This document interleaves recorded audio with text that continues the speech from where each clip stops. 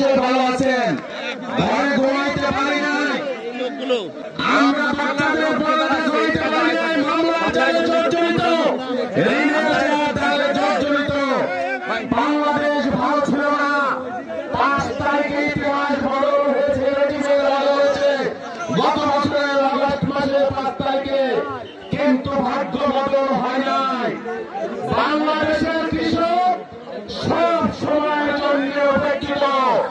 বাংলাদেশের কৃষক উৎপাদন না করলে শহরের লুটেরা ভদ্রলোক চাকরিজীবী উপরওয়ালা মানুষ তাদের খাবার জুটবে না, তাদের বেতন জুটবে না। অথচ এই কৃষকের ঘামের শ্রমে উৎপাদিত টাকার মাধ্যমে তারা লুট করে বিদেশে সম্পদ পাচার করে, আর ফুটানি করে।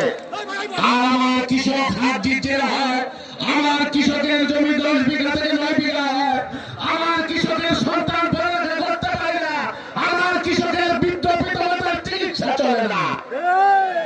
একজন ছিলেন ভালোবাসতেন কৃষকদেরকে, তিনি শহীদ রাষ্ট্রপতি জিয়াউর রহমান।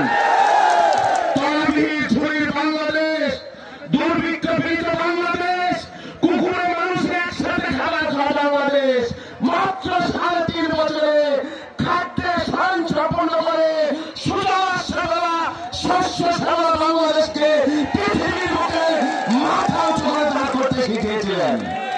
খাল কেটেছেন, সবুজ বিপ্লব করেছেন, আধুনিক প্রযুক্তির কৃষির আমদানি করেছেন, ইন্ধনের আমদানি করেছেন।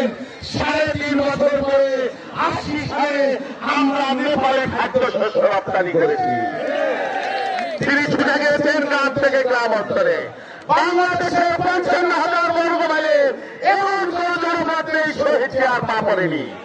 গ্রাম দিয়ে ছুটেছেন, এক সময় তার সমস্ত প্রোটোকলকে উপেক্ষা করে চলে গেছেন এক বুড়ির বাড়িতে।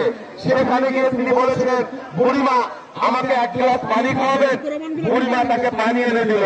বললেন, শুধু পানি দিলেন, আর কিছুই দিতে বললেন না? বললেন, বাবা আমার ঘরে তার কোনো কিছু নেওয়ার মতো নাই। তিনি বললেন, আপনি যদি একটি গাভী পালন করতেন আমাকে তো একটু দুধ দিতে পারতেন 1 গ্লাস।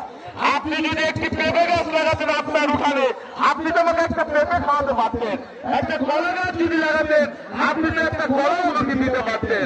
আমি আবার আগামী বছর আপনার বাড়িতে আসবো, আমি দেখবো আপনি সত্যি সত্যি গাভী কিনেছেন কিনা, আপনি সত্যি সত্যি গাছ লাগিয়েছেন কিনা। জিয়াউর রহমান আবার গিয়েছিলেন এবং সেই বাড়িতে গিয়ে তিনি পেঁপে খেয়েছেন। এই হল একজন দেশপ্রেমিক মানুষ, একজন গ্রামের মানুষ, একজন কৃষক দরদী মানুষ। বন্ধুরা, জিয়াউর রহমানকে ভাবতে দেয় নাই। বেগম খালেদা জিয়া 1991 সালে প্রথম ক্ষমতায় আসলো, প্রথমে তিনি সেই ঘোষণা দিলেন 25 বিঘা পর্যন্ত জমির খাজনা মওকুফ করে দেব। 5,000 টাকা কৃষি ঋণ মওকুফ করেছিলেন। বেগম খালেদা জিয়ার সময়ে বাংলাদেশের কৃষক কৃষি ব্যাংক থেকে অত্যন্ত সহজ শর্তে কৃষি ঋণ পেত।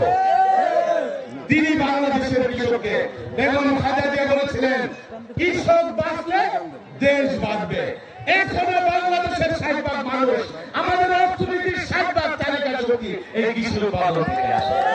বাংলাদেশের কৃষকের কোন সিন্ডিকেট নাই, বাংলাদেশের কৃষকের কোন টেবিলম্যান নাই, বাংলাদেশের কৃষকের কোন সমবায় সমিতি নাই। তারা তাদের ফসলের উৎপাদিত পণ্যের জন্য ন্যায্য মূল্যের জন্য ধর্মঘট করতে পারে না। একবার যদি তারা বলে আমরা কৃষি উৎপাদন করব না, বাংলাদেশ চলবে, ওই ভুটানি চলবে, তাহলে আমরা কেন কৃষকরা ঐক্যবদ্ধ হতে পারবো না?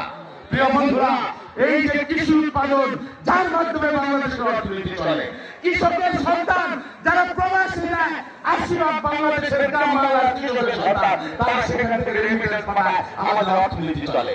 আমাদের গার্মেন্টস শিল্প, সেখানে বাংলাদেশের কৃষকের 80% সন্তান, ছেলেরা মেয়েরা সেলাইয়ের কাজ করে বলে বাংলাদেশ গার্মেন্টস সরকারি। তাহলে কি বাংলাদেশের কৃষককে বাদ দিয়ে বাংলাদেশের অর্থনীতি 2 হাজার চলবে, 2 কিলোমিটার চলবে?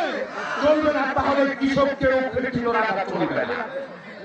আমাদের নেতা তারেক রহমান কখনো প্রধানমন্ত্রী হন নাই, ক্ষমতায় যান নাই, কিন্তু কৃষি এবং কৃষককে নিয়ে তার স্বপ্ন ছিল, তার চেতনা ছিল, তার কর্ম ছিল, তার চিন্তা ছিল। তিনি যখন আমাকে হাসান রফি তুহিনকে জাতীয়তাবাদী কৃষক দলের দায়িত্ব নিয়েছিলেন, তিনি তার কিছু শব্দের কথা বলেছিলেন। কি শব্দের কথা বলেছেন আমাদের সভাপতি তার বক্তব্যে বলবেন।